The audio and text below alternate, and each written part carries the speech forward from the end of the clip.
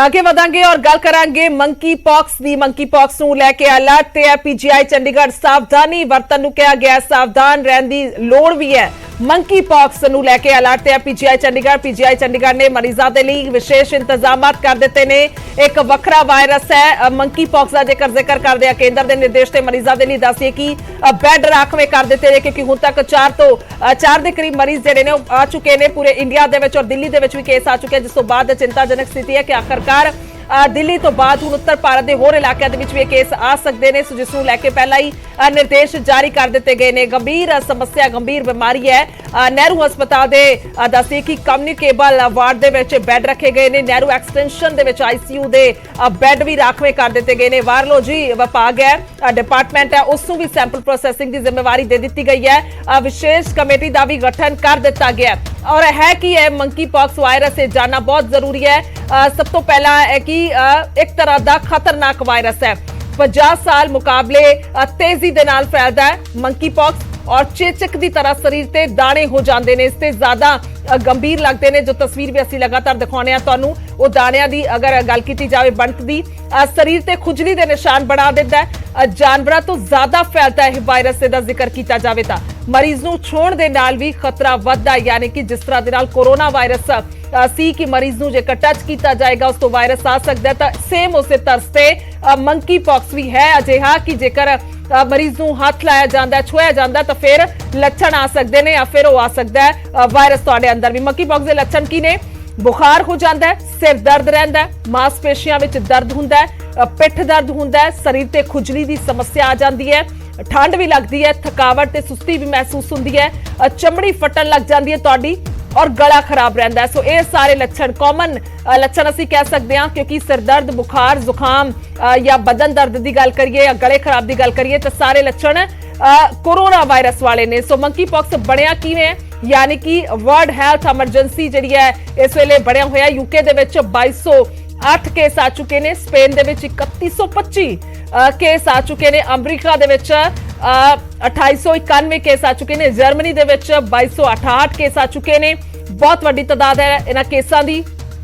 Canada की गल करिए 690 केस ने, और फ्रांस दे विच 1562 केस ने। पर हाले तक अगर असी इंडिया की गल करते हैं, देश की गल करते हैं, तो इत्थे 4 मामले ही कह सकते हैं कि हुण तक सामने आए ने, जिन्हां दे विचों एक मामला दिल्ली दे विच भी सामने आया सी। पर किते ना किते गंभीर समस्या बनती जा रही है। जेकर असी फिर तो कोरोना वायरस का ही जिक्र करांगे, क्योंकि सब ने वेख्या कि किवें पहला बाहरले देशों दे विच वायरस फैलिया, और उस तो बाद हौली हौली इसने इंडिया दे विच भी, देश दे विच भी अपने घर करना शुरू किया, और वक्खो-वक्ख सूबिਆਂ ਦੇ ਵਿੱਚ केस आने शुरू होए। तो उस तो बाद कितनी वड्डी तादाद इन्हां केसां दी होई और कितना वड्डा जानी नुकसान होया, इस सब दे सामने जग जाहिर है। न सिर्फ जानी नुकसान होया, लॉकडाउन तक लाना पिया, माली नुकसान भी होया। पर हुण एक नवां वायरस, हालांकि ये दस्सिया जा रहा है कि यह वायरस बहुत पुराना है, कई साल पुराना है, ये वायरस कोई नवा नहीं है, पर किते ना किते गंभीर समस्या है जेकर ये बीमारी हुण ज्यादा फैल रही है।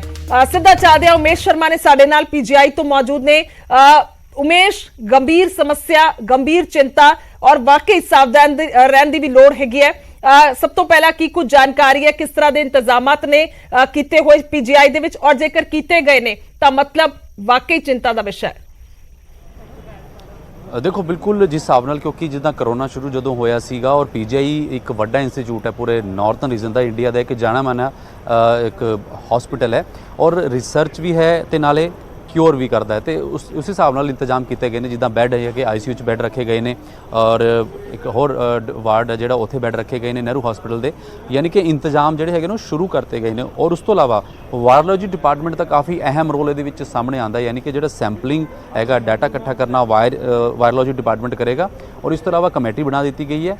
डर्मोलॉजी डिपार्टमेंट जिहड़ा हैगा उहनूं कहा गया कि वो डिपार्टमेंट लीड करेगा, क्योंकि स्किन दे नाल जुड़िया होया मसला है। जिहड़ा डिपार्टमेंट है डर्माटोलॉजी डिपार्टमेंट वो लीड करेगा, उन्होंने डॉक्टर जिहड़े हैगे ने वो इस ते रखणगे। इस तो इलावा हाले तक पीजीआई विच कोई मरीज नहीं आया। इत्थे चंडीगढ़ के आस पास की गल करिए कोई मरीज नहीं है मंकी पॉक्स का, लेकिन जिद्दां हैल्थ जिहड़ा डिपार्टमेंट है और केंद्रीय स्वास्थ्य विभाग है जिहड़ा, उन्हें सारे देश भर के हस्पताल में एक जिद्दां रूटीन चिट्ठी लिखी है, नाले कहा भी है कि तुसीं सतर्क रहो। उसी नूं लैके पीजीआई ने भी अपने इंतजाम किए हुए ने, कमेटी बनाई है, वार्ड विच आईसीयू ਬੈੱਡ 'ਚ ਉੱਥੇ ਇੰਤਜ਼ਾਮ ਸ਼ੁਰੂ ਹੋ ਗਏ ਨੇ। ਔਰ ਵਾਇਰੋਲੋਜੀ ਡਿਪਾਰਟਮੈਂਟ ਦਾ ਮੈਂ ਇਸ ਕਰਕੇ ਬਾਰ-ਬਾਰ ਜ਼ਿਕਰ ਕਰ ਰਿਹਾ ਕਿ ਜਦੋਂ ਕਰੋਨਾ ਹੋਇਆ ਸੀਗਾ ਤਾਂ ਵਾਇਰੋਲੋਜੀ ਡਿਪਾਰਟਮੈਂਟ ਦਾ ਰੋਲ ਹਮੇਸ਼ਾ ਤੋਂ ਇੰਪੋਰਟੈਂਟ ਰਿਹਾ। ਪੀਜੀ ਦੀ ਜਿਹੜੀ ਵਾਇਰੋਲੋਜੀ ਦੀ ਡਿਪਾਰਟਮੈਂਟ ਦੀ ਲੈਬ ਹੈ ਉਹ ਵਰਲਡ ਦੀ ਜਿਹੜੀ ਲੈਬ ਹੁੰਦੀ ਹੈ ਉਸ ਤੋਂ ਰੈਕਗਨਾਈਜ਼ ਲੈਬ ਹੈ, ਔਰ ਇੱਥੋਂ ਹੀ ਪੂਰਾ ਆਸ-ਪਾਸ ਦਾ ਨਾਰਥ ਦਾ ਟੈਸਟਿੰਗ ਦਾ ਔਰ ਰਿਸਰਚ ਦਾ ਸਿਸਟਮ ਚੱਲਦਾ ਹੈ। ਯਾਨੀ ਕਿ ਕਿਤੇ ਨਾ ਕਿਤੇ ਇੱਕ ਵੱਡਾ ਰੋਲ ਪੀਜੀ ਦਾ ਰਹੇਗਾ।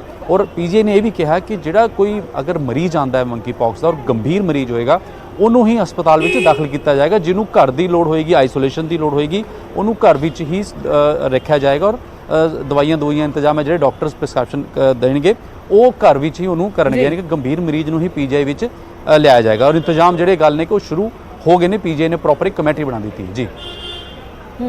उमेश, ये जानना बहुत जरूरी है क्योंकि दर्शक ਜਿਹੜੇ सुन पा रहे हैं, हालांकि ये भी जानकारी है जो ਅਸੀਂ ਹੁਣ तक पढ़ते आ रहे हैं इस बीमारी के बारे कि बहुत पुरानी बीमारी है कई सालों तो, पर किते ना किते लोगों के लिए नवी होएगी क्योंकि जिस तरह के नाल हुण फैलदी नजर आ रही है या फिर इन्ने मामले विदेशों च आए ने, तो हुण इंडिया च भी 4 मामले शायद, जो मेरी जानकारी ठीक है, तो हुण आ चुके ने। किते ना किते डिफर करना कितना मुश्किल हो जाएगा कि कोरोना दे वांग आइसोलेशन दे विच रखना जिवें तुसीं जिक्र कर रहे हो मरीज नूं जरूरी हुंदा है, या फिर जेकर असीं इलाज दी गल करिए, परहेज़ां दी गल करिए तां की कुछ ने, की जानकारी है तुहाडे कोल? देखो, हर एक चीज़ के एक लक्षण होंगे ने, यानी कि सिम्पटम्स होंगे ने। चाहे करोना की गल करिए या जिदा ब्लैक फंगस, तुहानूं याद होना जो एक वर्ड चलिया सी ब्लैक फंगस, तो ये शुरुआती लक्षण की हैं तुहाडे शरीर च, ये लोगों को सतर्क रहना पैना क्योंकि हाले भी तुहानूं पता है कि करोना लगातार थोड़ा कई बार केसिस वध जाते हैं। सतर्क रहने की लोड़ है लोगों को, शुरुआती लक्षणों को पहचानने की लोड़ है, सिम्पटम्स को कैच करने की लोड़ है कि एक सिम्पटम्स की ने बॉडी में। वही डॉक्टर्स भी हमेशा कह रहे हैं कि जो कोई सिम्पटम्स इदा का लगे तुरंत तुसी सलाह करो डॉक्टर नाल। कई बार की होंदा कि घरे लोग अपने मैडिकेशन शुरू कर देंगे ने, अपने हिसाब नाल दवाइयां शुरू कर देंगे ने, जबकि उस तो बचना चाहिए।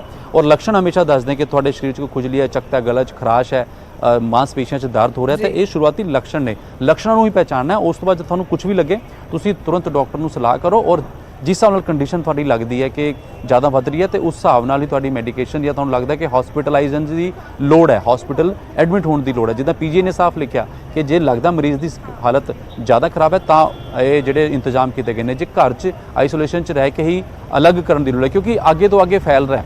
एक नूं तुसीं जिद्दां करोना का है कि तुसीं चेन तोड़ती तो वो चीज़ उत्थे रुक जाएगी, सेम इहदे विच भी यही प्रिकॉशन जिहड़े लागू होने हैं जी। बिल्कुल उमेश, अखिरला सवाल है, इस तो इलावा कोई खास जानकारी जिहड़ी असीं दर्शकों तक पहुंचाइए बहुत जरूरी हैगी है, किन्नी की तैयारी है डॉक्टर्स दी इत्थे, क्योंकि तुसीं सीनियर डॉक्टर्स दे नाल गल कीती होनी है। मैं वापस तुरंत आ रही हां, उमेश बने रहो साडे नाल। डॉक्टर खुद साडे नाल फोन लाइन ते जुड़ चुके हैं, डॉक्टर संजीव भाटिया ने, MBBS ने। संजीव जी, बहुत बहुत स्वागत है तुहाडा न्यूज़ 18 पंजाब ते। Thank you ma'am. जी, सब तो पहला जानना चाहांगे ये मंकी पॉक्स बीमारी नूं लैके लोग जिहड़े ने वो इस वेले की सोचण या किस तरह दे नाल सुचेत रहन, क्योंकि ये बीमारी वध रही है। 4 केस जो मेरी जानकारी शायद ठीक है हुण तक अपने देश दे विच आ चुके ने। सब तो वड्डी गल है कि ये बीमारी एक वायरल डिजीज है ਜਿਹੜੀ या तो ड्रॉपलेट तो फैलती है ਜਿਹੜੇ या फिर स्किन ਦੇ ਇਨਫੈਕਸ਼ਨ ਤੋਂ, अगर किसी ਨੂੰ स्किन ਵਿੱਚ ਇਨਫੈਕਸ਼ਨ ਹੋ ਚੁੱਕਿਆ ਉਸ ਤੋਂ ਫੈਲਦੀ ਹੈ। ਤਾਂ ਜਿਵੇਂ ਅਸੀਂ ਕਰੋਨਾ ਵਿੱਚ ਹੈਂਡ ਵਾਸ਼ ਤੇ ਸੈਨੀਟਾਈਜ਼ਰ ਯੂਜ਼ ਕਰ ਰਹੇ ਸੀਗੇ, ਉਹਨਾਂ ਦਾ ਪ੍ਰੀਕਾਸ਼ਨ ਐਂਡ ਮਾਸਕ ਨਾਲ ਵੀ ਇਹਨੂੰ ਅਵੋਇਡ ਕਰਿਆ ਜਾ ਸਕਦਾ ਜੀ। ਤੇ ਯੂਜ਼ਲੀ ਇਸ ਬਿਮਾਰੀ ਵਿੱਚ ਬੋਡੀ ਤੇ ਰੈਸ਼ ਹੁੰਦੇ ਹੈ, ਜ਼ਖਮ ਹੋ ਜਾਂਦੇ ਹੈ, ਛਾਲੇ ਪੈ ਜਾਂਦੇ ਹੈ, ਤੇ ਜਿਹੜੇ ਫੀਵਰ ਤੇ ਹੈਡੇਕ ਰਹਿੰਦਾ ਹੈ, ਤੇ ਬੋਡੀ ਵਿੱਚ ਦਰਦ ਹੁੰਦਾ ਹੈਗਾ ਜੀ। ਤਾਂ ਆਪਾਂ ਨੂੰ ਜ਼ਿਆਦਾ ਇਹੀ ਚਾਹੀਦਾ ਹੈਗਾ ਪ੍ਰੀਕਾਸ਼ਨਰੀ ਕਿ ਜ਼ਿਆਦਾ ਤੋਂ ਜ਼ਿਆਦਾ ਆਪਾਂ ਬਾਹਰੋਂ ਆ ਰਹੇ ਹਾਂ, ਕਿੱਥੇ ਹੱਥ ਲੱਗ ਰਿਹਾ ਹੈ, थोड़ा हैंड वॉश कराया जाए, सैनिटाइजर का यूज कराया जाए, तो पब्लिक प्लेस से थोड़ा मास्क का यूज कराया जाए, जिस तो किसी का ड्रॉपलेट इन्फेक्शन ना ले सानू ना स्प्रैड होए। यूजली ये माइल्ड डिजीज है, वायरल डिजीज की तरह सैल्फ लिमिटिंग है, अपने आप थोड़े टाइम बाद बंदे की 2-1 हफ्ते में रिकवरी हो जाती है। तो इतनी ज्यादा चिंता वाली गल नहीं हैगी। अगर आप बेसिक मास्क वगैरह, हैंड सैनिटाइजर वगैरह यूज करांगे, फ्रीक्वेंट हैंड वॉश करांगे, तो we can avoid this problem. मतलब सिम्पटम्स भी किते ना किते सेम ने कोरोना दे नाल और प्रिकॉशनस भी लग रहे हैं। एक जरूर सवाल दिमाग च आंदा है डॉक्टर, क्योंकि जिस तरह दे नाल तुसीं भी जिक्र कीता कि 2 हफ्ते च रिकवरी अपने आप हो जाती है, पर अहम सवाल ये है कि मौत होने दे भी इस बीमारी दे नाल चांसेस रहिंदे ने? किस चीज दे कह रहे मैम? जेकर किसी नूं ये मंकी पॉक्स हो जाती है, जिस तरह दे नाल कोरोना दे विच डेथ्स होईयां, कि डेथ भी हो सकती पेशेंट दी, ये सवाल नहीं एज सच जेडी इनदी मोर्टेलिटी एज पर डाटा है 1 to 10% है। ਉਹ ਰੇਅਰ ਕਾਫੀ ਘੱਟ ਹੈ। It is being a viral disease. Usually ਉਹੀ ਕਰੋਨਾ ਦੀ ਤਰਫਾਂ ਜਿਨ੍ਹਾਂ ਨੂੰ ਬਹੁਤ ਕੋਈ ਸ਼ੂਗਰ, ਬਲੱਡ ਪ੍ਰੈਸ਼ਰ, ਹੋਰ ਲੰਗਸ ਦੀ ਪ੍ਰੋਬਲਮ ਹੈ, ਉਹਨਾਂ ਵਿੱਚ ਹੋ ਸਕਦੀ ਹੈ। Usually it is not a death causing disease. ਇਹਦੇ ਵਿੱਚ ਜ਼ਿਆਦਾ ਪੈਨਿਕ ਵਾਲੀ ਗੱਲ ਨਹੀਂ ਹੈਗੀ ਤੇ ਸਿੰਪਲ ਆਪਣੀ ਹਾਈਜੀਨਿਕ ਪ੍ਰੀਕਾਸ਼ਨ ਨਾਲ ਇਹਨੂੰ ਕੰਟਰੋਲ ਕਰਿਆ ਜਾ ਸਕਦਾ ਹੈ ਜਾਂ ਬਚਿਆ ਜਾ ਸਕਦਾ ਹੈ। ਅੱਛਾ, ਇਹ ਵੀ ਇੱਕ ਸਵਾਲ ਆਉਂਦਾ ਡਾਕਟਰ ਸਾਹਿਬ ਦਿਮਾਗ ਦੇ ਵਿੱਚ ਕਿ ਕਿੰਨੀ ਕੁ ਜ਼ਿਆਦਾ ਤੇਜ਼ੀ ਦੇ ਨਾਲ ਇਹ ਬਿਮਾਰੀ ਫੈਲ ਸਕਦੀ ਹੈ, ਕਿਉਂਕਿ ਜੇਕਰ ਇੱਕ ਨੂੰ ਹੁੰਦੀ ਹੈ ਤਾਂ ਫਿਰ ਕਿੰਨਾ ਕੁ ਸਮਾਂ ਲੱਗਦਾ ਹੈ ਦੂਸਰੇ ਤੱਕ, ਜਿਵੇਂ ਕੋਰੋਨਾ ਫੈਲਿਆ?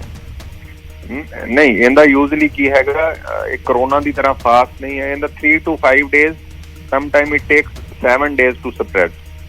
ਬਟ ਯੂਜ਼ਲੀ ਕੀ ਹੈਗਾ, ਇਹ ਤਾਂ ਹੈਗਾ ਕਿ ਇਤਨੇ ਜ਼ਿਆਦਾ ਕੇਸਿਸ ਨਹੀਂ ਹੈਗੀ, ਇਤਨਾ ਜ਼ਿਆਦਾ ਇਹਦਾ ਸਪਰੈਡ ਰੇਟ ਨਹੀਂ ਹੈਗਾ ਬਿਮਾਰੀ ਦਾ।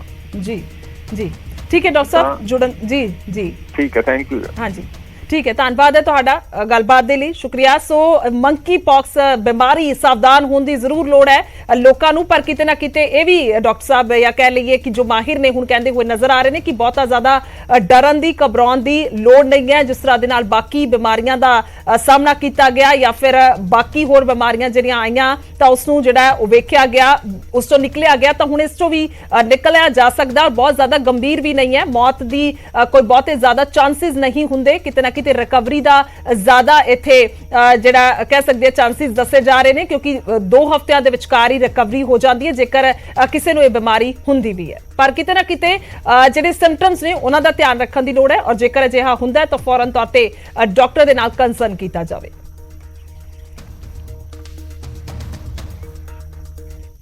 ਸੋ ਲਗਾਤਾਰ ਖਬਰਾਂ ਤੇ ਨਜ਼ਰ ਬਣੀ ਹੋਈ ਹੈ। ਇੱਕ ਬ੍ਰੇਕ ਦੇ ਲਈ ਰੁਕ ਰਹੇ ਹਾਂ, ਜਲਦੀ ਵਾਪਸ ਆਵਾਂਗੇ।